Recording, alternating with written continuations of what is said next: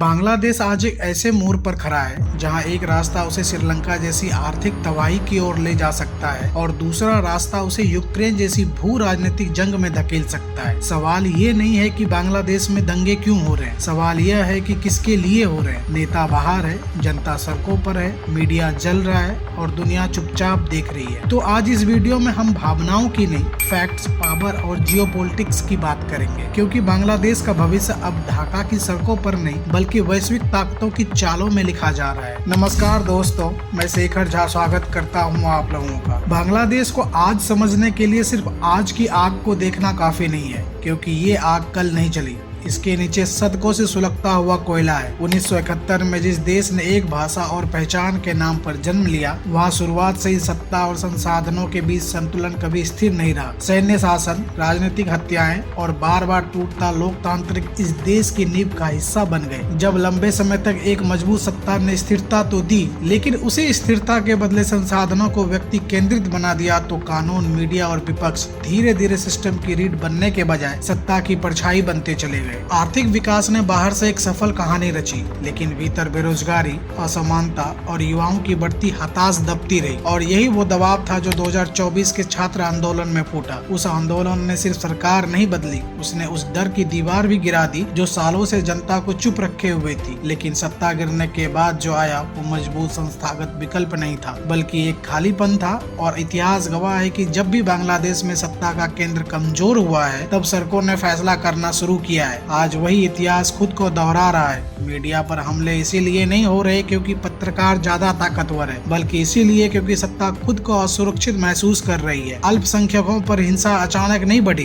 बल्कि ये उस सामाजिक टूटन का नतीजा है जो लंबे समय तक दबती गई थी। और चुनाव इसीलिए खतरनाक लग रहे हैं क्योंकि बांग्लादेश के इतिहास में चुनाव अक्सर समाधान नहीं बल्कि टकराव का ट्रिगर रहे हैं। बाहर की दुनिया आज इसे एक अस्थिर देश की तरह देख रही है, लेकिन अंदर से बांग्लादेश एक ऐसे चौराहे पर खड़ा है जहां उसका इतिहास उसे बता रहा है कि अगर संस्थाएं फिर से मजबूत नहीं हुई तो आर्थिक संकट उसे श्रीलंका की तरह भीतर से तोड़ सकता है। और अगर सत्ता का खालीपन लंबा चला तो भू राजनीतिक ताकतों इसे यूक्रेन की तरह अपने खेल का मैदान बना सकती है। और यही वजह है कि आज बांग्लादेश में जो हो रहा है वो सिर्फ वर्तमान की गड़बड़ी नहीं बल्कि इतिहास की अनदेखी की कीमत है। और अगर बांग्लादेश इस चौराहे पर गलत कदम रखता है तो उसका पहला और सबसे खतरनाक रास्ता वही होगा जिसे श्रीलंका गुजरा था। एक ऐसा आर्थिक पतन जो अचानक नहीं आता बल्कि धीरे धीरे देश के भीतर से सब कुछ खोखला कर देता है। श्रीलंका में शुरुआती सड़कों पर आग से नहीं बल्कि भरोसे की कमी से हुई थी। विदेशी कर्ज बढ़ता गया, सरकारें स्थिरता का भ्रम बेचती रही और आम जनता को लगने लगा कि हालत नियंत्रण में है। लेकिन जैसे ही राज्य की निर्णय क्षमता कमजोर हुई, मुद्रा गिरी, महंगाई फटी, जरूरी चीजें गायब हुई और वही जनता जो कल शांत थी अचानक राष्ट्रपति भवन तक पहुंच गई। बांग्लादेश आज उसी शुरुआती चरण में खड़ा दिखाई देता है।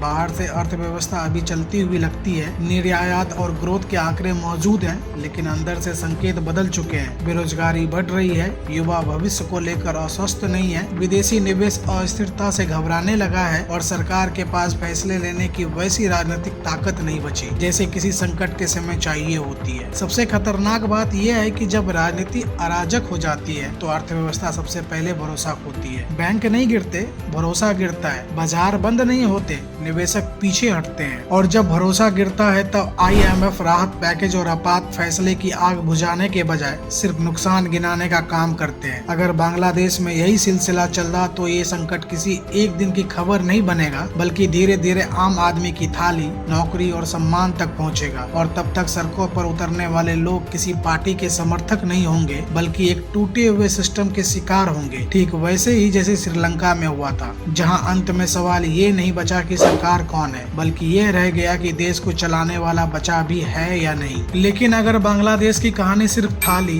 नौकरी और महंगाई तक सीमित नहीं रही और सत्ता का ये खालीपन लंबा खिंच गया तो खतरा सिर्फ आर्थिक नहीं रहेगा बल्कि वो रास्ता खुल जाएगा जिससे यूक्रेन गुजरा था, जहां अस्थिरता धीरे धीरे एक देश को वैश्विक ताकतों के शतरंज की बिसात बना देती है। यूक्रेन में भी शुरुआती युद्ध से नहीं हुई थी बल्कि सत्ता की कमजोरी, समाज के बटाव और बाहरी दखल की धीमी एंट्री से हुई थी। जब सरकारें अंदर से लड़ती रही तब बाहर की ताकतें अपने हितों के हिसाब से पक्ष चुनती रही, निवेश नहीं बल्कि प्रभाव डालती रही और देखते ही देखते एक आंतरिक संकट अंतर्राष्ट्रीय टकराव में बदल गया। बांग्लादेश की भौगोलिक स्थिति, उसकी समुद्री पहुंच, उसकी जनसंख्या और उसका क्षेत्रीय महत्व इसे सिर्फ एक पड़ोसी देश नहीं रहने देता, बल्कि उसे उस नक्शे पर रख देता है जहां बड़ी ताकतें स्थिरता नहीं बल्कि लिवरेज तलाश करती है। जब कोई देश अपने फैसले खुद लेने की स्थिति में नहीं रहता, तब फैसले उसके लिए जाने लगते हैं, कभी कर्ज के जरिए, कभी सुरक्षा के नाम पर, कभी मानवाधिकार के बहाने और कभी रणनीति साझेदारी के वादे में। यही वो पल होता है जहां देश युद्ध के मैदान में नहीं बल्कि प्रॉक्सी बैटलफील्ड में बदल जाता है, जहां गोली कम और दबाव ज्यादा चलता है, जहां सत्ता दिखती तो स्थानीय है लेकिन दिशा बाहर से तय होती है। अगर बांग्लादेश में राजनीतिक अस्थिरता, कमजोर सरकार और सामाजिक तनाव एक साथ चलते रहे तो खतरा ये नहीं होगा कि वहां टैंक उतरेंगे, खतरा ये होगा कि वहां फैसले उतरेंगे। और जब फैसले बाहर से आने लगे तो देश का भविष्य धीरे धीरे हाथ से निकल जाता है। ठीक वैसे ही जैसे यूक्रेन में हुआ, जहां अंत में लड़ाई सिर्फ जमीन की नहीं रही बल्कि यह तय करने की हो गई कि देश किसके प्रभाव में रहेगा। और यही वजह है कि बांग्लादेश का मौजूदा संकट सिर्फ घरेलू राजनीतिक का मामला नहीं है, बल्कि एक ऐसी चेतावनी है कि अगर हालत संभले नहीं गए तो यह देश आर्थिक टूटन के बाद भू राजनीतिक खिंचाव में फंस सकता है। यहाँ जीत किसी की नहीं होती, लेकिन कीमत हमेशा आम आदमी ही चुकाता है। और ठीक इसी मोड़ पर इंडिया की चुप्पी सबसे ज्यादा बोलने लगती है, क्योंकि भारत के लिए बांग्लादेश कोई दूर का संकट नहीं बल्कि सीधे उसकी सुरक्षा, स्थिरता और भविष्य से जुड़ा हुआ सवाल है। भारत जानता है कि जब पड़ोसी देश अस्थिर होता है तो उसका असर सबसे पहले सीमाओं पर दिखता है। अवैध आवाजाही, तस्करी, उग्रवाद और पूर्वोत्तर की नाजुक शांति पर दबाव। इसीलिए भारत का पहला कदम बयान नहीं, सतर्कता होता है, शोर नहीं, तैयारी होती है। भारत खुलकर किसी एक राजनीतिक गुट का समर्थन इसीलिए नहीं करता क्योंकि उसे ये भी पता है आज जो सत्ता में है वो कल बदल सकती है, लेकिन भूगोल नहीं बदलता और पड़ोसी हमेशा पड़ोसी ही रहता है। यही वजह है कि भारत ना तो आग में घी डालता है, ना ही दूर खड़ा होकर नैतिक भाषण देता है। वह अंदरूनी तौर पर संदेश देता है कि अल्पसंख्यकों की सुरक्षा, मीडिया की आजादी और चुनावी स्थिरता सिर्फ बांग्लादेश का आंतरिक मामला नहीं रह जाते जब उनका असर सीमाओं से टकराने लगता है। भारत का सबसे बड़ा डर युद्ध नहीं है बल्कि वह स्थिति है जहां बांग्लादेश किसी एक वैश्विक घरे की ओर झुक जाए और क्षेत्रीय संतुलन टूट जाए, क्योंकि तब पूर्वोत्तर से लेकर हिंद महासागर तक रणनीतिक दबाव बढ़ सकता है।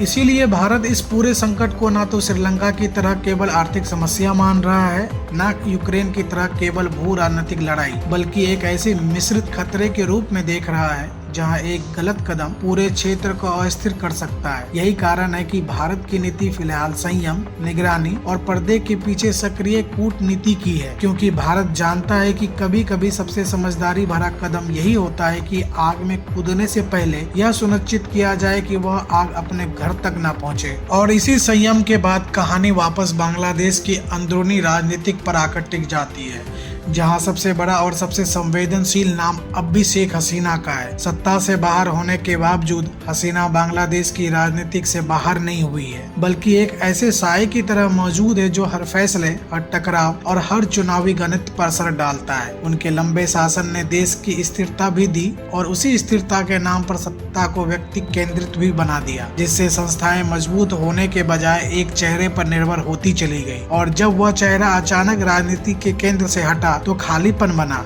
उसे भरने के लिए ना तो कोई सर्वमान नेतृत्व तैयार था, ना कोई ऐसा सिस्टम जो बिना डर और दबाव के काम कर सके। आज बांग्लादेश की सड़कों पर जो टकराव दिख रहा है वो सिर्फ सरकार बनाम विपक्ष नहीं है, बल्कि उस दौर और इस दौर के बीच की लड़ाई है। एक तरफ हसीना समर्थक है जो मानते हैं कि कठोर नियंत्रण के बिना देश बिखर जाएगा, दूसरी तरफ वो ताकतें हैं जो उन्हें अतीत मानती है और नई राजनीतिक की बात करती है, लेकिन जिनके पास फिलहाल स्थिरता देने का ठोस रोड मैप नहीं है। इसी खींचातान में अंतरिम सत्ता कमजोर नजर आती है, फैसला देरी से होते हैं और हर बड़ा राजनीतिक मुद्दा सड़क पर उतर आता है, क्योंकि संस्थागत समाधान पर भरोसा लगभग टूट चुका है। चुनाव नजदीक हैं, लेकिन इतिहास गवाह है कि बांग्लादेश में चुनाव अक्सर समाधान नहीं बल्कि तनाव का गुणक बनते रहे। और जब चुनाव ऐसे माहौल में हो जहां पुरानी सत्ता की छाया, नई सत्ता की अनिश्चितता और जनता का गुस्सा एक साथ मौजूद हो तो राजनीतिक बहस नहीं भिड़ंत बन जाती है। यही वजह है कि आज बांग्लादेश की आंतरिक राजनीति किसी साफ दिशा के आगे बढ़ती नहीं दिखती, बल्कि अतीत और भविष्य के बीच फंसी हुई है, जहाँ शेख हसीना का नाम बीते हुए कल का नहीं बल्कि कि आज के हर संकट की धूरी बन चुका है, और जब तक यह तय नहीं होता है कि देश व्यक्ति से आगे बढ़कर संस्थाओं पर चलेगा या नहीं, तब तक बांग्लादेश का असली संकट सड़कों से ज्यादा सत्ता के गलियारों में ही बना रहेगा।